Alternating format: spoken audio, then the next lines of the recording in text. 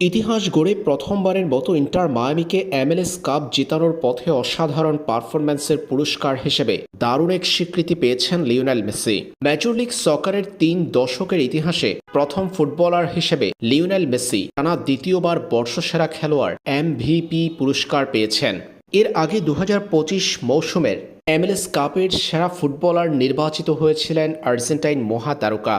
Inter মায়ামির শিরোপা জয়ের পথে এ বছর ২৮ ম্যাচে লিওনেল মেসি গোল করেছেন ২৯টি। আর্জেন্টাইন ফরওয়ার্ড ২৯ গোলের পাশাপাশি সতীর্থের ১৯ গোলে অ্যাসিস্ট করেছেন, অর্থাৎ ২৯ গোল ১৯ অ্যাসিস্ট। ২৮ ম্যাচে সরাসরি ৪৮ গোলে জড়িত লিওনেল মেসির নাম।